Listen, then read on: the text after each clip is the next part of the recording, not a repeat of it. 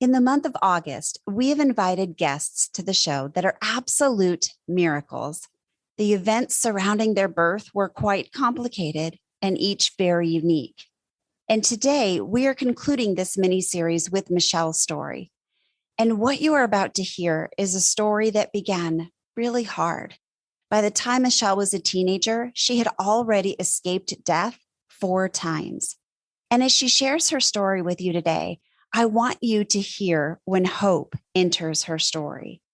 To quote Michelle, she says, when she made the choice to surrender her life to God, that is when she got her life. Stay tuned for Michelle's story. Today, I am excited to introduce you to my friend Michelle. She is a wife, a mother, a grandmother, a great-grandmother, and an entrepreneur. Michelle's story of survival in her life is so miraculous. There were several times in her life where she escaped the worst, and you're going to hear that. We met through the Abortion Survivors Network, and we both have a passion for life. And Michelle, I'm so excited to have you on. Welcome today. Thank you. To kind of start off my story, after watching the movie, have you seen the movie It's a Wonderful Life? Oh, yeah, a long time ago. Yes. Yeah. So with that movie, I kind of did a little research, and the actual title for the story was The Greatest Gift.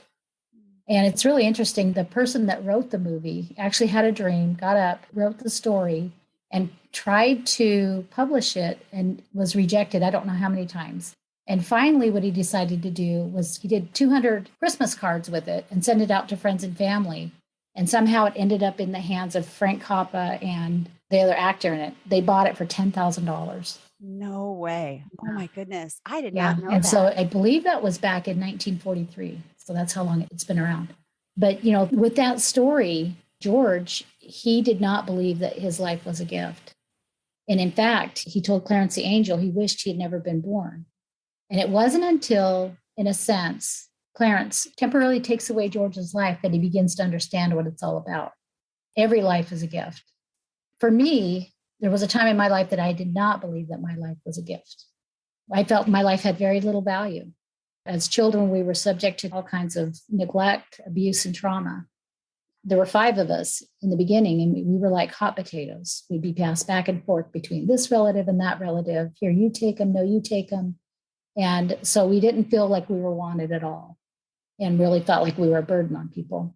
Just with all the different hands that we were in, there was all kinds of abuse and neglect and a lot of trauma that we experienced.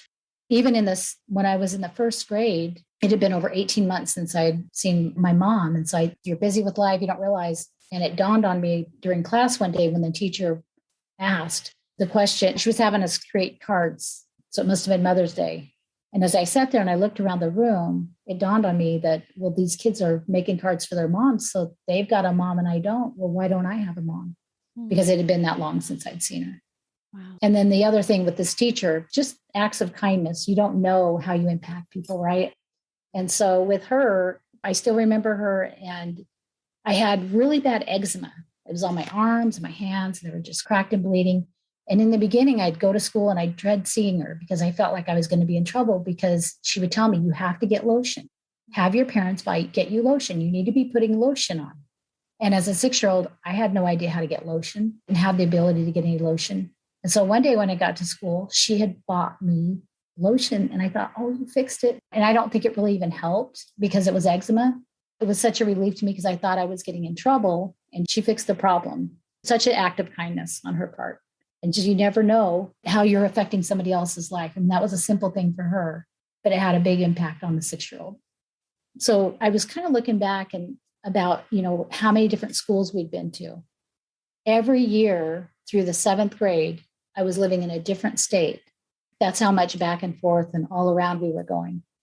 And even sometimes when we lived in these states, we were still moving around constantly because they didn't pay the rent, but with a different relative. And it was no consistency with the education or with the school. So we were always the new kid. And that was pretty tough. A lot of bullying going on. And I think it was harder for the teachers too, because they didn't really have a background on us, and to be able to keep up in school with the kids. I can imagine that was hard on both you and your teachers, as you mentioned. Around 10, I remember you saying you found out some shocking news. Tell us about that. When I was 10, I had moved in with my grandparents and they were living in Acton, California. And my grandmother called me aside and said, then let me know that I had a different dad than my siblings.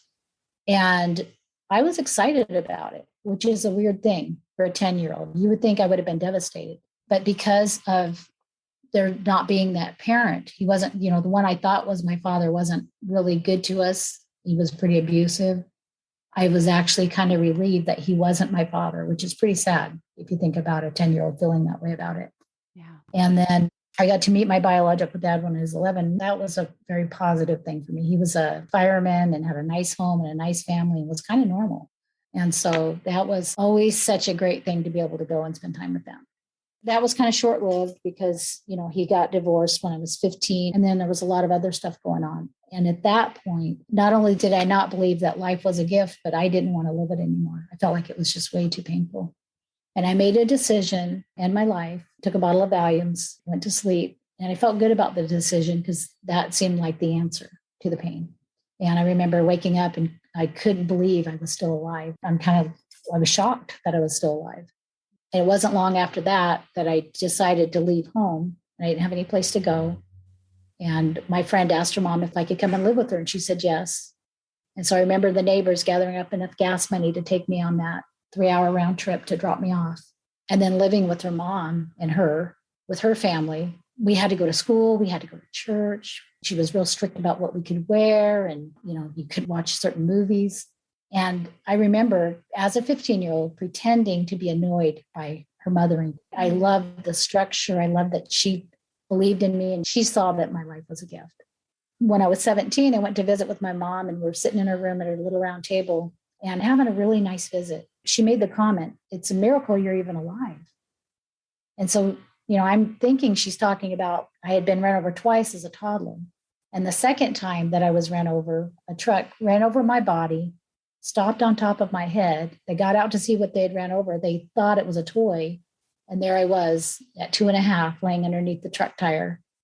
And in shock, he remembers thinking, do I go forward, continue over the top of her head? It'll probably kill her. Or do I roll back over her body and get off of her head as quick as I can? And that's the decision that he made. And with that, it's a miracle that I lived. I don't know. Those trucks had to be, that was back in the 60s. I can only imagine. Yeah. Full body cast. I still have a huge scar on my head from my skull being cracked open and wasn't supposed to walk. When my mom went to get the cast off, I was in a full body cast. And when they went to take it off, he told her she'll be crippled. She'll never walk. And I was able to walk out of there, which was amazing. So it's 2 amazing miracles as a toddler. That's wow. But anyway, that's not what she was saying. I could not believe what I was hearing. She talked about how she had had an abortion when she was pregnant with me. And she had gone to a back alley abortionist. And she said it was a coat hanger abortionist. She almost died. She bled really heavily. She thought the abortion was successful. The reason she went to have the abortion is because she was married with 3 children and decided to leave her husband and had my dad, my biological dad, drive from Las Vegas to Utah to pick her up. And he did. And then shortly after, they discovered that she was pregnant. And so they had a plan. And the plan was to have her go back to Utah so that everybody would think it was Gary's baby. So he gave her his car, sent her in an MG back to Utah. Halfway there, the engine froze. And so what had happened was her husband had come to Las Vegas out of revenge, put sugar in the tank. So that plan didn't work. So, oh my goodness. Without even telling my biological dad what her plans were, she was still worried about this illegitimate child. So she met some people at a bar and they connected her with this back alley abortionist. And so without even telling my dad, she went and did it. And then she went back to him and they both tried to stop the bleeding. They really thought she was going to die because he was wanting to marry. He was excited and scared at the same time about being a father. And it destroyed their relationship as a result of it. And so she went back to her husband. And then, everyone just pretended like I was his for all those years, even though I think they knew. An aunt of mine told me that she remembers sitting with her and her telling the aunt that she was in a lot of trouble because she was pregnant and it wasn't Gary's baby. And at that point, she was contemplating going and giving it a second round of getting rid of the baby. Wow. So glad she didn't. So were you born in Utah? I was born in California, so I don't know why they left Utah and went to California, but she went into labor. Nobody was around. There were some ladies that saw her through the window and could tell she was in distress. And I think they called the police. And so one police officer came in time to deliver me. So it was just my mom and the police officer. And I was born. So I was born at home. And he was like, it must have been the first baby he ever helped deliver because he was ecstatic. She's so beautiful. She's so beautiful. So I like to joke. The first man who ever held me and told me I was beautiful was a police officer. Oh. And I remember when she told me that she had aborted me. For me at 17, it totally rocked my world. Because I think, being 17, prior to hearing this, you feel like it's a nice age to be at. Life is pretty fun. You're kind of independent. You're almost an adult. And just hearing that was so devastating because I think the culture at that time and even now was if you're going to abort a baby, it's just garbage. And the sad thing is for me, then I felt like, well, there you go. I knew I was always garbage. And the record that went off in my head quite a bit after that was, you are really worthless. You're a failed abortion. At 18, I became pregnant. He was in no condition to be a father. We lived together for a little bit, but everyone encouraged me to abort that baby. And of course, I've always loved babies and I wasn't going to do anything like that, thank God. But it was hard being a single mom, for that first 2 years, because as I didn't have any support, even as a kid, now I'm a mom and I still have no support system because it's just me and her. And so it's pretty tough. Anyway, and then I got pregnant a second time and I barely knew him. I was a brand new Christian. And so out of guilt and shame and in my own secrecy, I decided to marry him. By the second night, I realized what a big, big mistake I'd made because he was very violent. He was an alcoholic. And the funny thing about that story too is I really did marry him in secret. When I was with him, I was in the process of moving from California to Oregon. And I had been living in Las Vegas with my biological dad, was visiting with my family before we made this big move, right? So on the way from Las Vegas to Oregon at a truck stop, a rest stop, I had to let my dad know that I was married because he didn't know. And he's like, well, he was real upset. He was like, well, why did you do that? Are you pregnant? And yes, I had to let him know I was pregnant. And so it was pretty devastating for him, disappointing, I guess. I was living in Oregon probably a month before he came up. On the way up, he stopped at a hotel and went to jail because he got in a fight there and he broke things in the police car. I mean, he was very, very, very broken and very lost. Anyway, so that's kind of how we started. At that point is when I looked at my life and I realized I'm making so many bad decisions. This is not the life that I want for my children or myself. And I wanted to run. I did. I wanted to run, but I felt like the only place I could run at that point was to God. I had a little bookstore, a little Bible bookstore there in Canyonville, Oregon. And when my husband came into town, it's a little bitty town and he's going to the bars and he's drinking and getting in fights and very physically abusive and all that kind of stuff. And so, but at that point in the back of the shop where I was working, that's whenever I just decided, God, even though I don't feel like doing this, this is not what I want to do, but I'm going to do your will and not mine. I'm going to obey you and I'm going to love him. I'm going to be a good wife to him because that's what you want me to do. And I want to follow you. Making that choice to surrender my life to him is when I got my life. It was literally maybe a week. Somebody invited us to church. We went, they had a guest speaker. He was a prophet, which I had never seen or heard anything like it in my life. He called us both up, began to pray over us. And his prayer over me, part of it was, Father, I see her standing in her kitchen and she's giving you praise for what you're doing in her husband's life. And sister, God wants you to know that he inhabits the praises of his people. I had just been standing in my kitchen doing the dishes and the thought occurred to me because I'm a brand new Christian and I'm just learning what God says. And I learned that God said we're to give thanks in all things. So with the right heart and the right attitude, I began to give God thanks. And I was just praying it in my head. It was between me and God. And I was just thanking him that I was married to this alcoholic. And I thanked him that he got in a fight and he broke his arm and because he broke his arm. Now he lost his job. And now that he lost his job, I don't know how we're going to pay the rent. And our health insurance isn't going to be there anymore. And this baby's due soon. That night, when he began to pray over us, you could tangibly almost feel God. I was crying, I was shaking because of all the love and the mercy and the goodness and the kindness and all the attributes of God, that he was just pouring it into me. And there was so much healing. And it was so amazing that God saw me. God heard my prayer. Yes, he did. It was just so quickly after that. God began to just restore my heart. And then my husband totally did a 180. I mean, he couldn't work, but, God touched him too. And because of it, he was hungry for God's word. He just went to Bible studies. He read the Bible. God completely changed him. Complete miracle. That was over 35 years ago. My husband had 3 children in Hawaii. And then together, and I had the 1 child prior to us coming together. And then together we've had 6 beautiful children, and their lives are such a gift. And we've got 21 grandchildren and 3 great-grandchildren. Wow. So it's amazing. Yeah. Not only that, but I don't think there's ever been a time in the 35 years that we've been married that God hasn't brought somebody to come and stay with us for just a season of hope, and sometimes entire families. I mean, we've had very little breaks. We started off with a little house. It didn't matter, even though our house was tiny, our hearts were big, and God filled it.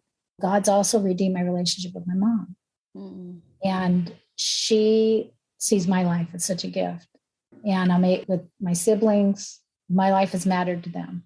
And I think it's that way for everybody. And that's why I say, every life is a gift. And we just don't know. You think about the people that you love, and you think about what would happen, just like George did when Clarence showed him these other people's lives because he wasn't there. I've got family members that struggle with different things, and I've been able to help. And I'm sure all of us have done that, right? And if you think about your life, where would others be? And not only that, if you think about your children and the people that they bless, they wouldn't be there if you weren't there to bless those other lives. Life is definitely a gift, isn't it? For sure. Mm-hmm. Yeah.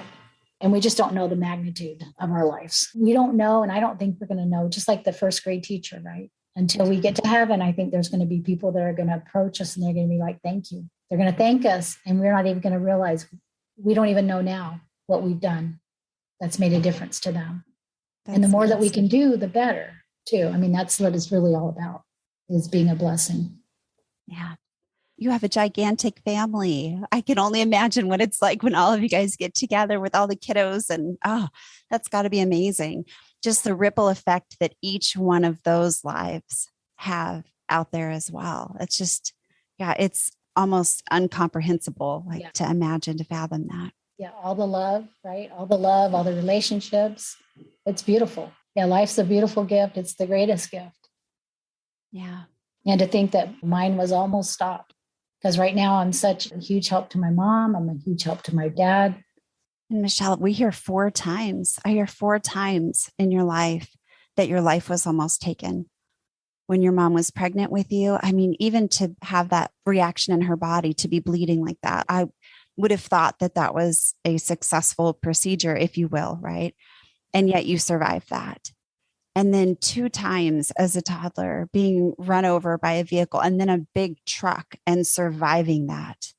And then even when life seemed hopeless and you tried to take your own life, again, you were spared. I mean, that's 4 times by 17, 19, 17. No, 15. 15. 4 times by 15. And now look at the incredible family. I just feel like there's so much hope in hearing that. And now you're on the other side of it, even after 15, when things seemed really hard in your marriage. And, there were many people, I'm sure, that would have told you, give up, leave. And yet look what God did. And that was your story, right?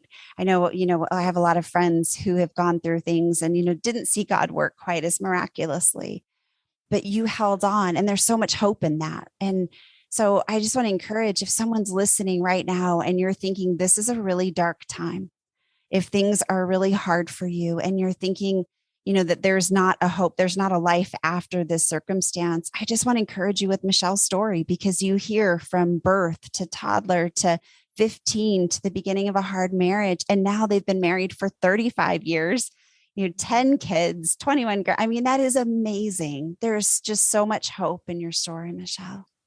And there's so much and purpose. yeah, I think it's his grace and just surrendering to him, coming as we are, because giving him all of our brokenness, all of our pain, our mess, because he's really good at cleaning them up.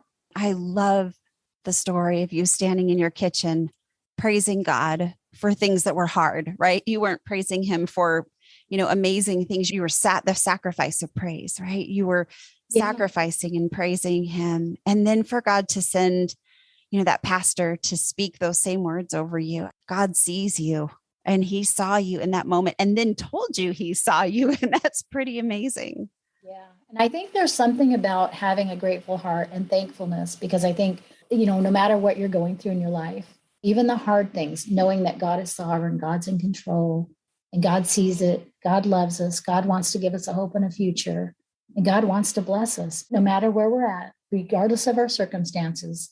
Come into agreement with who he is and trust him and have that faith just to be thankful in everything. Then that, I think, frees him up to go ahead and do different things. You know what I mean? I think that was really pivotal in my walk, was having that right attitude and just acknowledging him in all my ways. That's very encouraging, even in today's world when things are hard. Things are hard. Mm-hmm. And that's very encouraging to just surrender to him and trust him to do what only he can do. Yeah. I know that you have a quote from Clarence the Angel. Do you have that handy? I do, yes. Strange, isn't it? Each man's life touches so many other lives. When he isn't around, he leaves an awful hole, doesn't he? Mm-hmm. And isn't that true? Yeah. And then if it's okay, can I read a poem that I wrote too? I would love for you to read it. It is so beautiful. Yes, please. Right. I titled it The Greatest Gift. Life is God's greatest gift. Every life is a miracle created with divine intention. Through our lives, others he'll uplift. Created in his image, we are his heart's extension. What if I was terminated? What if the secret plan hadn't been stopped by God's redeeming hand? Lives would have been altered, this is for certain. My life has been a blessing and a source of hope for the hurting. For those who know and love me, it wouldn't be the same. They would surely testify it would be a shame. My life has been far from perfect, but that's not what it's about. I am more than a choice, not a shadow of a doubt. In ignorance and shame, my mother tried to rid herself of me. The ending of this innocent life wasn't what would be. So surprised was she to discover she still carried me. What if the miracle of me didn't continue to be? Ask my mother and my father, ask my grandparents too. Ask my brothers and my sisters. There would be no precious friendships or family on my tree. My beautiful children and grandchildren just wouldn't be.